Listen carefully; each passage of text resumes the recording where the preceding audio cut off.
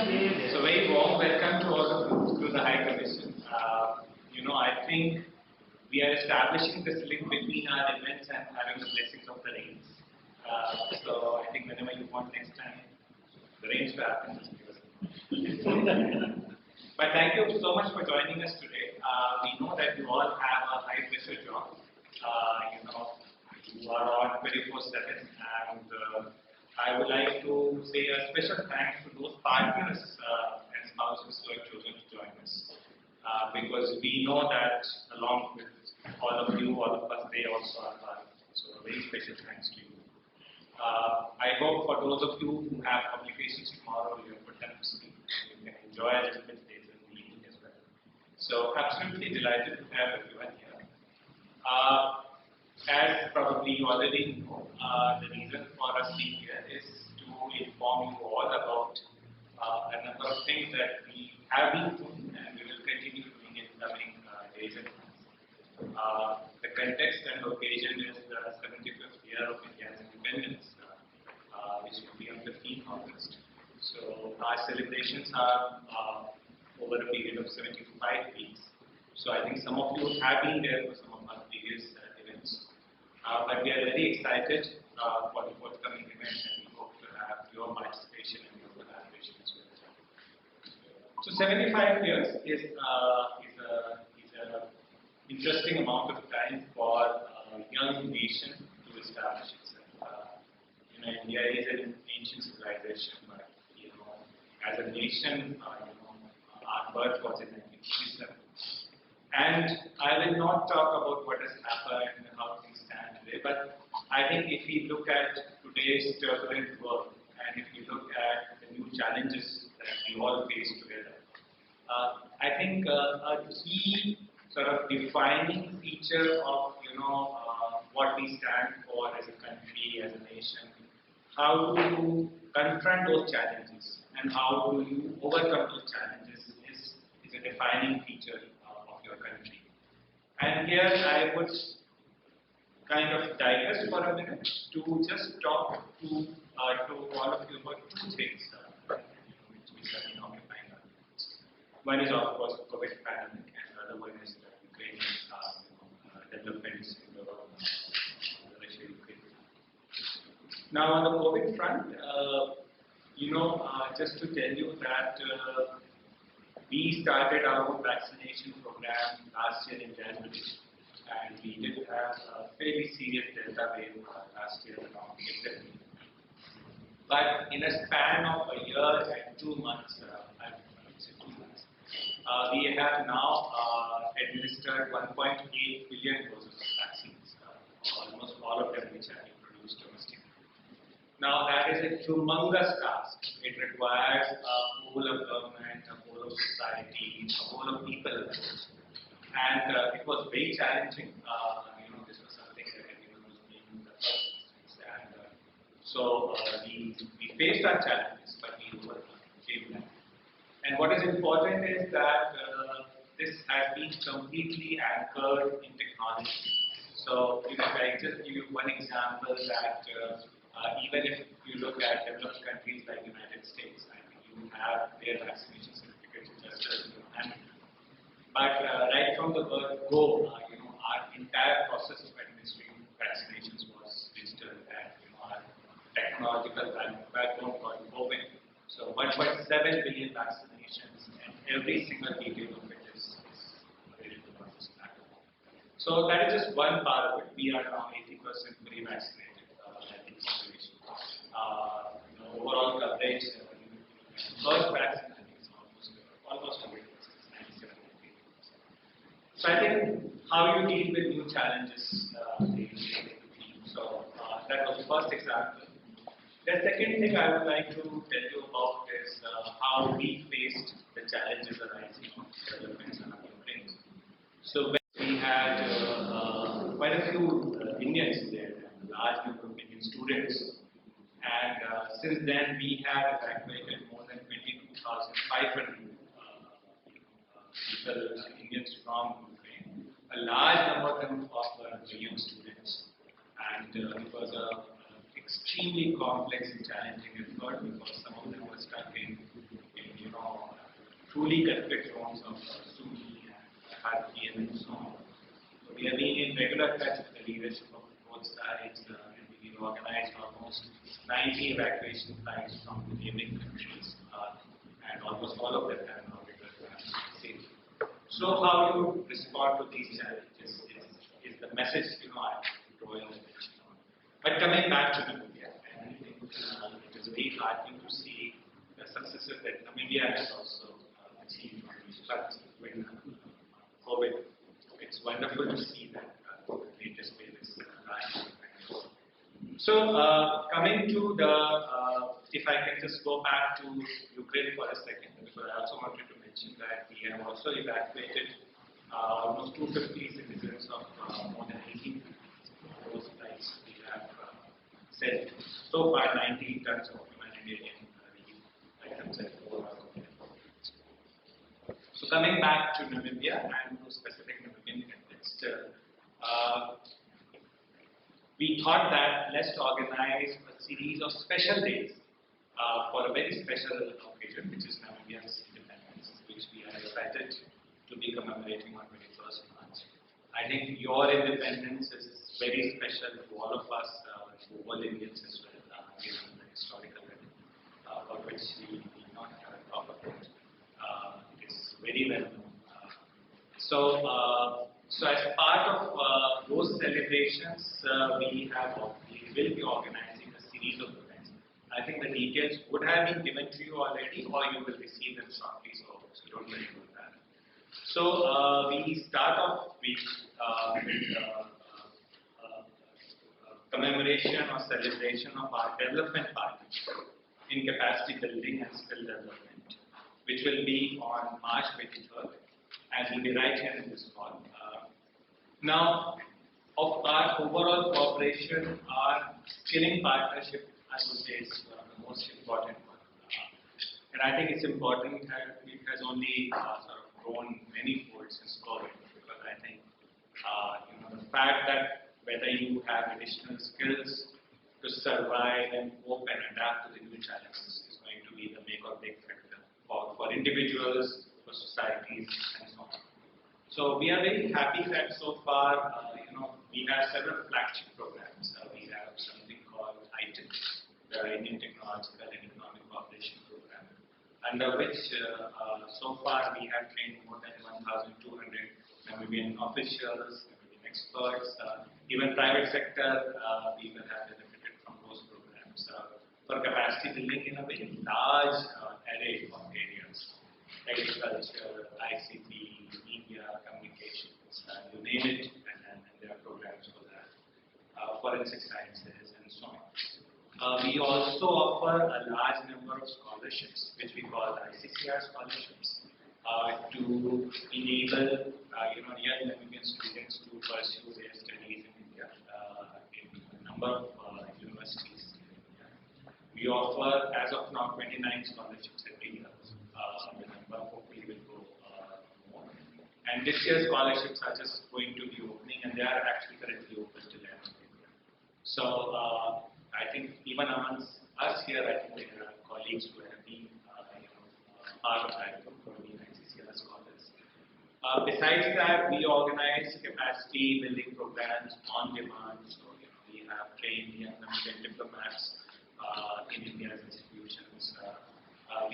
When COVID hit, we largely shifted the programs online, and I think now, 27th onward, we are completely opening up again. So we hope to go back to physical classes in India soon. But even during the COVID period, whenever there was a possibility, these students have actually gone to pursue these programs.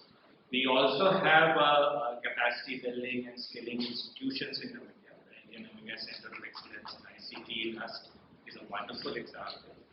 You have a supercomputer there, they are running wonderful courses on big data analytics, very interesting.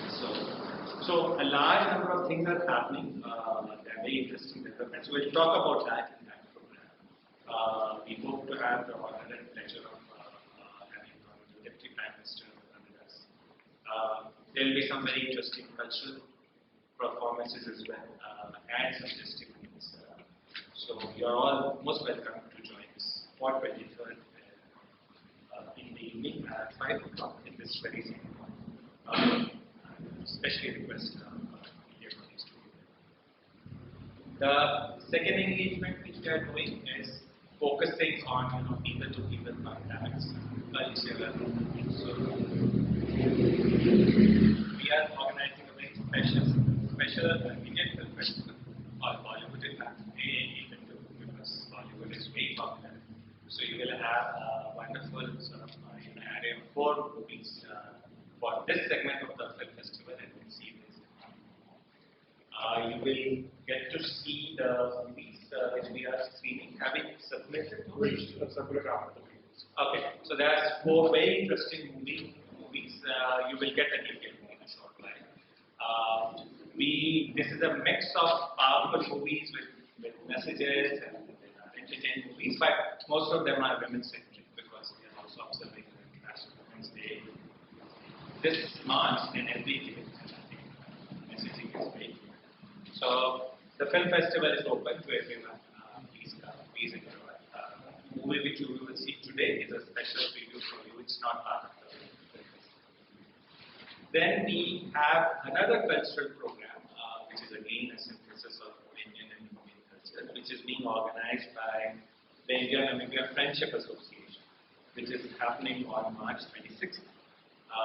Now, as some of you probably know, that the Indian community in Namibia is very small, very small, but they have made important contributions to the Indian society. So, this friendship association brings together Indians and Namibians to basically promote people-to-people contact and cooperation. So, a wonderful cultural program, also by INFA in collaboration with High Commission on the 26th of March. It is for INFA members, but all media colleagues are again very warmly welcome. So please let us know if you would like to join us for that. And I would like to say that promoting business, economic, commercial investment ties is also extremely important. It is an area of highest priority for all of us. I am very happy to inform you that our bilateral trades between India and Namibia has rebounded, has registered a very strong growth, and it has gone to pre-COVID levels already. In fact, it has exceeded. And in all probability, we will have the highest trade in the past 7 years this year.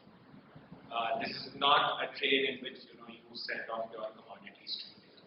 It's a much more balanced trade. And we are focusing on areas like pharmaceuticals, agriculture, irrigation, solar energy, engineering, and so on, ICT, higher education. We have, during COVID period, organized hundreds of business meetings online, and also some strong business delegation visits. So we have the next edition of our business-to-business meetings on April 12th. Again, you will get details of these in your brochures that you will shortly get. So again, these are open to all businesses and companies. This is just one of the several ones which we are planning. So this, in a nutshell, is what we are doing to commemorate our strong partnership, to commemorate our 75th independence and India's independence. Our request to our media colleagues would be to please spread the good word around. Let people enjoy, let people benefit from some of these opportunities, and we would really value your feedback to continue this effort in the coming days and weeks. So I will stop here, and if we have any questions or comments or observations on these or any other matter. Good afternoon, my name is Megan Peterson. I'm a journalist for the Living newspaper and the State Radio. We spoke of the Russia-Ukraine in your country. How has that conflict affected your country in terms of obviously oil, or your entire supply and demand chain? How does that affect it? Thank you. Yeah, thank you for that question. You see, this conflict has been a serious challenge for all of us. And as you know, globally, and especially at the moment, India is also a member of the United Nations Security Council, non-governmental entity. So we have been right there with the international community on this conflict. We have expressed our deep concern. We have called for immediate cessation of hostilities. We have conveyed in very clear terms that dialogue and diplomacy is the only way forward. And that we all need to respect international rule of law, UN Charter, and respect for countries' integrity and sovereignty. So our stance has been very clear. Our Prime Minister, Mr. Modi, has been in constant touch with the highest leadership of both sides. There was also a very, I would say, humanitarian situation in Ukraine because of great concern for all of us. As I mentioned, a large number of Indians were directly affected by that crisis, but through concerted action and through support of a large number of governments, we have, as far as our citizens are concerned, we have taken care of that aspect. But this crisis is going to be affecting all of us in terms of fuel prices, in terms of global availability, food grains, and so on. So it's in no one's interest for the conflict to continue. So our position is that we ask for this cessation of hostilities. Thank you very much. My name is Franz, freelance journalist. Maybe just to build on my colleague's question, perhaps in terms of Namibia-India relationship, in light of the situation in Ukraine, so do you perhaps have any impact that you have observed in terms of trade, product or service that's affecting the situation because of that? Maybe just to highlight the current situation between Namibia and India that are affected by the situation in Ukraine. Thank you. No, I think if I can go back a little bit, and I think this flux in the global situation, the fluidity, the instability, has been around for some time. I would say the global supply chains have been also affected by COVID to a great extent. And I think a number of countries, including India and Namibia, have realized that you have to have more domestic capacities, have domestic manufacturing, domestic supply. So your dependency on critical things is mitigated to a large extent. And if I can just give you one example of pharmaceuticals or healthcare. Now, even during COVID period, I think it became very clear that we all needed to have our domestic capacities. And we have very specifically offered that to Namibia because, I keep saying this at every occasion that we have faced similar challenges as Namibia in terms of taking care of, and I'm just giving one specific example of health, taking care of healthcare for a very large number of people, many of them who are not that well to do or afford. So we have developed healthcare which is extremely cost competitive and affordable. So if you look at pharmaceuticals or routine medical examinations and so on, the costs in India would be 5 to 10 or 20 times less. So there is no reason why we can't be partners in assisting the domestic pharmaceutical and medical devices industry and healthcare industry in India to take off. So that is just one example. Another example, if I can give, is of agriculture. Now, again, you will see there are already media reports about global food grain prices are being affected. Now, in India, through our own difficult, development process, where we have to feed 1.3 billion people, we have achieved food security for our people.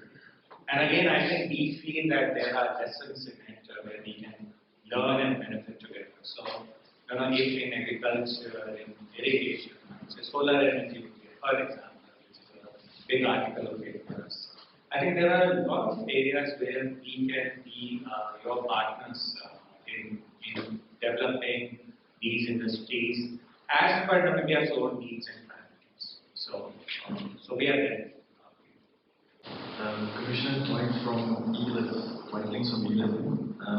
Just wanted to ask in terms of, it's actually just a follow-up question to the first two, but does this Ukraine-Russia conflict give more opportunities in terms of what you might have identified?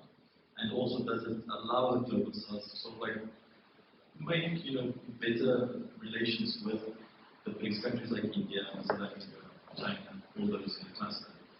Does it also generate its own offspring of opportunities for them?